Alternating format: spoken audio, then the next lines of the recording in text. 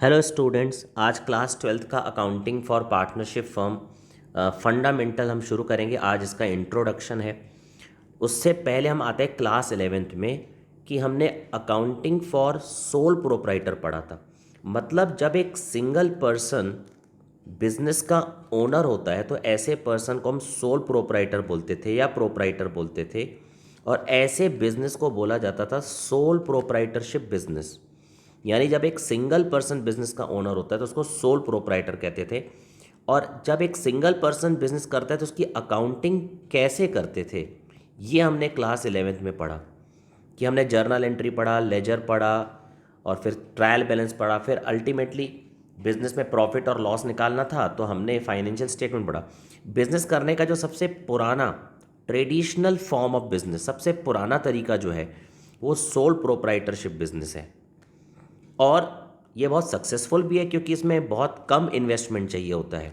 लेकिन हर चीज़ में जिस तरह से अच्छाइयाँ होती हैं तो उसमें बुराइयाँ भी होती हैं, दोष भी होता है, डीमेरिट्स भी हैं। डीमेरिट्स क्या थी कि लिमिटेड कैपिटल थी तो लिमिटेड प्रॉफिट कमाओगे, ये सबसे बड़ी डीमेरिट्स थी। आप सिर्फ लिमिटेड प्रॉफिट ही कमा सकते हैं, और अगर आप संतुष्ट हैं तो आप सोल प्रोप्राइटरशिप बिजनेस कीजिए। और रिस्क था रॉन्ग डिसीजन का, और ज़्यादा बड़े लेवल पर हम प्रोडक्शन नहीं कर सकते, बड़े लेवल पर बिजनेस नहीं कर सकते हैं। तो इसी चीज़ को दूर करने के लिए जन्म हुआ पार्टनरशिप का। जिस तरह से एक चीज़ में खामी होती है तो उसके वजह से किसी न किसी दूसरी चीज़ का जन्म होता है, वैसे ही पार्टनरशिप फर्म का जन्म हुआ। पार्टनरशिप करने के लिए, जैसा कि नाम से क्लियर है, पार्टनरशिप फर्म्स अकाउंटिंग, पार्टनरशिप करने के लिए कम से कम 2 पर्सन चाहिए होते हैं और मैक्सिमम 50 पर्सन चाहिए होते हैं। तो जो पर्सन मिलके बिजनेस करते हैं ऐसे पर्सन को हम प्रोप्राइटर नहीं बोलते हैं, पार्टनर्स बोलते हैं। और ऐसे बिजनेस को पार्टनरशिप बिजनेस या पार्टनरशिप फर्म बोला जाता है। याद रखिए, जब 2 या 2 से ज़्यादा लोग मिलकर बिजनेस करते हैं तो ऐसे पर्सन्स को हम प्रोप्राइटर नहीं बोलते हैं, पार्टनर्स बोलते हैं। और ऐसे बिजनेस को क्या बोला जाता है? ऐसे बिजनेस को पार्टनरशिप बिजनेस या पार्टनरशिप फर्म बोला जाता है। तो यहाँ पर क्या बोला जाता था? Sole proprietorship business. तो याद रखिए, जब मिलजुल करके बिजनेस अगर एसोसिएशन करके किया जाए, एसोसिएशन का मतलब होता है मिलजुल करके, ग्रुप ऑफ पीपल। एक पर्सन जब अकेले काम करता था तो उसमें हम लिमिटेड कमाते थे, लेकिन अगर हमें बहुत ज़्यादा पैसा कमाना हो तब हमें किस चीज़ की ज़रूरत पड़ी? पार्टनरशिप बिजनेस की ज़रूरत पड़ी। तो आप देखते होंगे जितने भी बड़े बड़े बिजनेस करते हैं बिजनेसमैन हैं, वो कहीं ना कहीं पार्टनरशिप में इन्वॉल्व होते हैं, क्योंकि वहाँ पर एक सिंगल पर्सन इन्वेस्टमेंट नहीं कर सकता है। और यहीं से जन्म हुआ पार्टनरशिप का। तो जब एसोसिएशन करके बिजनेस किया जाए, या ग्रुप ऑफ पीपल जिसको बोलते हैं, association means group of people, जब मिलजुल करके बिजनेस किया जाता है तब ऐसे बिजनेस को क्या बोला जाता है? पार्टनरशिप बिजनेस बोला जाता है, या फिर कंपनी बिजनेस बोला जाता है। पार्टनरशिप या कंपनी बिजनेस। और यही आपको इस साल क्लास 12th में पढ़ना है कि या तो स्टार्टिंग का जो फर्स्ट पार्ट है उसमें पार्टनरशिप है, तो एक पार्टनरशिप फर्म किस तरह से अपने अकाउंट मेंटेन करती है। तो एक बात बताइए, अगर एक सिंगल पर्सन सामान बेचता है और सिंगल पर्सन सामान खरीदता है, बिजनेस के खर्चे करता है, तो जर्नल एंट्री जो हम करते थे वही जर्नल एंट्री यहाँ पर भी होगी। 2 लोग मिलके बिजनेस करें या 50 लोग मैक्सिमम मिलके बिजनेस करें तो वो भी गुड्स को बेचेंगे, वो भी गुड्स को सेल करेंगे और खरीदेंगे, खर्चे करेंगे। तो अकाउंटिंग के रूल्स तो चेंज नहीं होंगे। वहाँ पर भी बिजनेस होता था, यहाँ पर भी बिजनेस होता है। वहाँ पर भी हम मेंटेन करते थे जर्नल, और जब बिजनेस थोड़ा बड़ा होता था तब हम जर्नल के डिवीज़न भी कर देते थे, जिसको हम बोलते थे सब डिवीज़न ऑफ जर्नल। बट एक बात और याद रखिए, बिजनेस में जो ट्रांजेक्शन्स होते हैं उन ट्रांजेक्शन्स को बुक्स में रिकॉर्ड किया जाता है। कौन से बुक में? सबसे पहले रफ बुक में। जिस तरह से आपके पास एक रफ कॉपी होती होगी, उस रफ कॉपी में ही आप सारी चीज़ें लिखते हैं। तो बिजनेस में भी जो ट्रांजेक्शन्स होते हैं उसको रफ बुक में लिखा जाता है, फिर उसको एक तरह से फेयर किया जाता है। कहाँ पर? Journal and sub division of journal. Sub division of journal आपको याद होगा, cash book, purchase book, purchase return book, sales book, sales return book और जर्नल प्रॉपर, हमने पिछले साल पढ़ा है। जर्नल के बाद हम बनाते थे लेजर, लेजर को बोला जाता है प्रिंसिपल बुक और जर्नल को बोला जाता है ओरिजिनल बुक या प्राइमरी बुक। लेजर के बाद बनता था trial balance, and with the help of trial balance क्या बनाते थे अपन, हम बनाते थे फाइनेंशियल स्टेटमेंट, क्योंकि हर बिजनेस का एक ऑब्जेक्टिव होता है ये जानना कि बिजनेस में प्रॉफिट हुआ कि लॉस हुआ।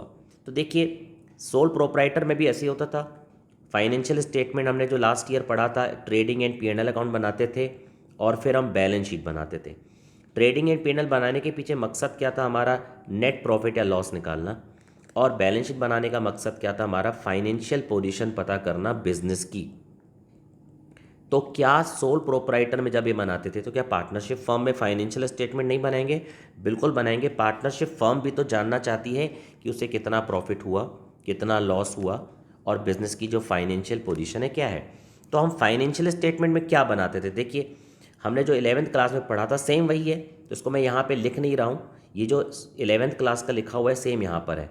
वहाँ पर भी हमें ट्रेडिंग अकाउंट बनाने से ग्रॉस प्रॉफिट का पता चलता था, और फिर ये ग्रॉस प्रॉफिट को हम ट्रांसफ़र करते थे यहाँ पर प्रॉफिट एंड लॉस अकाउंट में, और फिर यहाँ पर हम लिखते थे इनडायरेक्ट एक्सपेंसेस, बिजनेस के सारे इनडायरेक्ट एक्सपेंस, यानी वो खर्चे जो हमें पे करनी है इरिस्पेक्टिव ऑफ प्रॉफिट, यानी वो खर्चे जिनका गुड्स के परचेजिंग से या गुड्स के मैन्युफैक्चरिंग से कोई कनेक्शन नहीं है, वो सारे इनडायरेक्ट एक्सपेंस हम यहाँ पर लिखते थे। और इनडायरेक्ट एक्सपेंस काटने के बाद किसमें से, ग्रॉस प्रॉफिट में से, यहाँ पर आता था हमारा नेट प्रॉफिट। और यहीं से हमारे क्लास 12th की अकाउंटिंग चेंज होने वाली है, क्योंकि पहले जो नेट प्रॉफिट होता था वो नेट प्रॉफिट सारा का सारा, ये नेट प्रॉफिट किसका था, ये इस सोल प्रोप्राइटर का था। जो सिंगल पर्सन था वही बिजनेस में पैसा लगाए, सारा का सारा नेट प्रॉफिट इसका था। बट अब प्रॉब्लम क्या है कि दो या दो से ज़्यादा लोग जब बिजनेस करेंगे तब ये नेट प्रॉफिट किसका होगा, पार्टनर्स का होगा। इस नेट प्रॉफिट पर जो राइट होगा वो पार्टनर्स का होगा। जैसे मान लीजिए इस क्वेश्चन में मैं समझाने के लिए मैं आपको यहाँ पर दो पार्टनर बना देता हूँ कि दो पार्टनर्स हैं, तो इस नेट प्रॉफिट पर किसका अधिकार है, क्या सिंगल पर्सन का, नहीं। तो वहाँ पर क्या होता था कि ये सारा का सारा नेट प्रॉफिट हम बैलेंस शीट में जाते थे, और बैलेंस शीट में जा कर के हम कैपिटल में उस नेट प्रॉफिट को ऐड कर देते थे, क्योंकि ये जो कैपिटल थी ये किसको बिलोंग कर रही है, इस सोल प्रोप्राइटर को। इसकी कैपिटल में हम नेट प्रॉफिट को प्लस कर देते थे, और अगर ओनर कुछ पैसा निकालता था पर्सनल यूज़ के लिए तो माइनस करते थे। बट अब प्रॉब्लम ये है कि हम पढ़ रहे हैं accounting for partnership, partnership firm. तो पार्टनरशिप का मतलब जब दो या दो से ज़्यादा लोग मिलकर बिजनेस करेंगे तो उस नेट प्रॉफिट पर एक पर्सन का तो राइट नहीं है, उस नेट प्रॉफिट पर राइट दो से ज़्यादा लोगों का है, दो या दो से ज़्यादा, कम से कम दो लोग होने चाहिए। इसीलिए इस नेट प्रॉफिट को हमें अब क्या करना है, डिस्ट्रीब्यूशन करना है। और जब हम नेट प्रॉफिट का डिस्ट्रीब्यूशन करेंगे तो एक सेपरेट अकाउंट बनाएंगे, एक सेपरेट अकाउंट मेंटेन करेंगे। उस सेपरेट अकाउंट को बोलते हैं profit and loss appropriation account, profit and loss appropriation account. Appropriation का बेसिक मतलब होता है डिस्ट्रीब्यूशन। किस चीज़ का डिस्ट्रीब्यूशन, नेट प्रॉफिट का डिस्ट्रीब्यूशन। और नेट प्रॉफिट के डिस्ट्रीब्यूशन के लिए हमें क्या करना पड़ेगा, एक सेपरेट अकाउंट बनाना पड़ेगा। अब प्रश्न ये है कि क्या अगर हमको 4 लोगों में बांटना है तो हम यहीं पे बांट के ख़त्म नहीं कर सकते, नहीं कर सकते। क्यों नहीं कर सकते, क्योंकि हमें इस नेट प्रॉफिट से सिर्फ डिस्ट्रीब्यूशन नहीं करना है, हमें इस नेट प्रॉफिट के वेरियस हेड्स में एक जगह पे सिर्फ नेट प्रॉफिट को बांटना भर नहीं है, नेट प्रॉफिट को हमें वेरियस हेड्स में, रिमेंबर वेरियस हेड्स में डिस्ट्रीब्यूट करना है।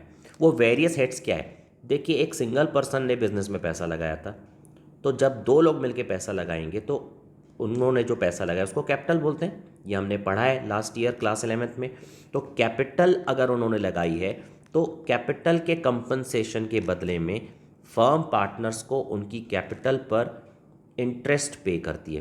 पॉइंट नंबर 1, पार्टनर्स ने बिजनेस में कैपिटल लगाया तो उसके बदले में उन्हें क्या मिलेगा, interest on capital. Partner firm में काम कर रहे हैं, फ्री में तो कोई काम नहीं करता है, एक पार्टनर सुबह को ड्यूटी जाता है, मान लो समझने के लिए, मान लीजिए सुबह को 9 से शाम के 4 बजे तक जाता है, और दूसरा पार्टनर जो है वो 4 बजे से लेकर के 11 बजे तक ड्यूटी देता है। तो बदले में इन्हें क्या दिया जाएगा? रेम्यूनरेशन। और ये जो रेम्यूनरेशन दिया जाएगा, ये सारा का सारा रेम्यूनरेशन, इंटरेस्ट ऑन कैपिटल, वो पार्टनर्स को हम देंगे नेट प्रॉफिट में से। तो नेट प्रॉफिट में से दिया जाएगा। इसलिए मैंने क्या बोला कि इस नेट प्रॉफिट का वेरियस हेड्स में डिस्ट्रीब्यूशन होगा।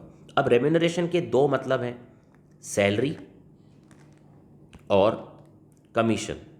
पार्टनर को सैलरी भी मिल सकता है और पार्टनर को कमीशन भी मिल सकता है, या दोनों भी हो सकता है। और जैसा कि आपको पता है कि जिस तरह से हम अपने सेविंग करते हैं इनकम की, कुछ पैसा बैंक में जमा कर देते हैं, सेव करते हैं, पार्टनरशिप फर्म भी कुछ पैसा सेव करती है। वो जो पैसा सेव करती है उसको बोला जाता है रिजर्व। रिजर्व का मतलब नेट प्रॉफिट का वो पार्ट, नेट प्रॉफिट का वो पार्ट जो डिस्ट्रीब्यूट नहीं किया गया है, जो पार्टनर्स में नहीं बांटा गया है, जो डिस्ट्रीब्यूट नहीं हुआ है। इसीलिए रिजर्व को बोला जाता है अनडिस्ट्रीब्यूटेबल प्रॉफिट, अनडिस्ट्रीब्यूटेड प्रॉफिट। जो प्रॉफिट का हिस्सा हमने डिस्ट्रीब्यूट नहीं किया है उसको हम बोलते हैं रिजर्व। प्रॉफिट का वो हिस्सा जो हमने डिस्ट्रीब्यूट नहीं किया पार्टनर्स के बीच, उसको हम बोलते हैं रिजर्व। और फाइनली जो पैसा बच जाएगा, यानी नेट प्रॉफिट में से आईओसी दे दिया, interest on capital, net profit से हमने सैलरी और कमीशन दे दिया, नेट प्रॉफिट में से हमने कुछ पैसा रिजर्व कर लिया, रिजर्व मतलब बचा लिया, पिगी बैंक, पोटली, और जो बच गया उसको बोला जाता है डिविजिबल प्रॉफिट। डिविजिबल प्रॉफिट या डिस्ट्रीब्यूटेबल प्रॉफिट बोला जाता है। और ये डिस्ट्रीब्यूटेबल प्रॉफिट आपस में पार्टनर्स बांटेंगे। लेकिन कैसे बांटेंगे? उनके बीच एक प्रॉफिट शेयरिंग रेशियो होगा, उनके बीच एक प्रॉफिट शेयरिंग रेशियो होगा। उसी के अकॉर्डिंग पार्टनर्स क्या करेंगे? आपस में प्रॉफिट को बांटेंगे। तो ये प्रॉफिट शेयरिंग रेशियो क्या होता है? रेशियो का मतलब बेसिक क्या होता है? कम से कम हमारे पास दो नंबर होंगे तभी हम रेशियो वर्ड बोलते हैं। तो जैसे मैं आपको बोलता हूँ कि दो पार्टनर्स के बीच में इक्वल रेशियो है, तो इक्वल रेशियो का मतलब वो बराबर बांटेंगे। जितना भी प्रॉफिट बचेगा यहाँ पर, ये आखिरी वाला, इसको बराबर बांटेंगे, जिसको हम बोलते हैं 1:1। और अगर आपसे मैं बोलूँ 3:2 या 2:1, इसको हम रेशियो बोलते हैं। इससे हम कैसे सॉल्व करते हैं क्वेश्चन को, वो हम बाद में डिस्कस करेंगे। तो अब क्वेश्चन ये है कि ये सब चीज़ें एक सिंगल पर्सन जब बिजनेस करता था तो वहाँ पर किसी भी तरह का कोई एग्रीमेंट नहीं होता था। तो पार्टनरशिप का जो जन्म होता है, बर्थ, वो एग्रीमेंट से होता है। बर्थ ऑफ पार्टनरशिप, पार्टनरशिप का जो जन्म होता है वो एग्रीमेंट से होता है। और जो एग्रीमेंट होता है वो दो टाइप का होता है।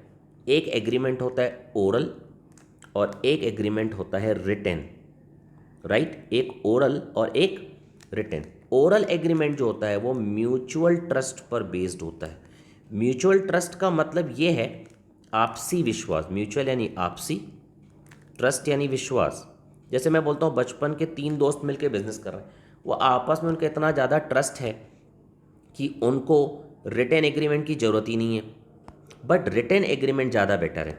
रिटेन एग्रीमेंट इसलिए ज़्यादा बेटर है क्योंकि रिटेन एग्रीमेंट एक एविडेंस का काम करेगा कोर्ट में। अगर किसी भी तरह का कोई पार्टनर्स में डिस्प्यूट हो गया तो फिर ये रिटेन एग्रीमेंट एक एविडेंस का काम करेगा। बट याद रखिए रिटेन एग्रीमेंट जो है वो कंपलसरी नहीं है।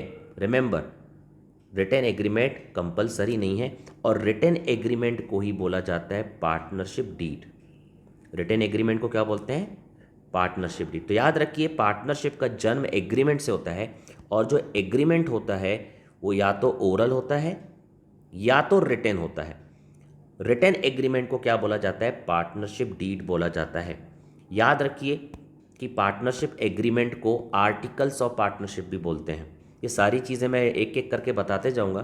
तो पार्टनरशिप डीड क्या है? पार्टनरशिप डीड एक रिटेन एग्रीमेंट है जिसमें टर्म्स एंड कंडीशंस लिखी होती हैं। Terms and conditions of partnership. तो उम्मीद करता हूँ सबको ये बेसिक सेशन पसंद आया होगा। आप अपने फ्रेंड्स के साथ ज़रूर ये शेयर करें वीडियो। अगले वीडियो में मैं आऊँगा और आपको पार्टनरशिप डीड के बारे में और पार्टनरशिप की मीनिंग और डेफिनेशन के बारे में डिस्कस करूँगा। और तब तक के लिए आप एक बार इसको अच्छे से देखिए, समझिए और ज़रूर अपने फ्रेंड्स के साथ शेयर कीजिए। Thank you so very much for watching.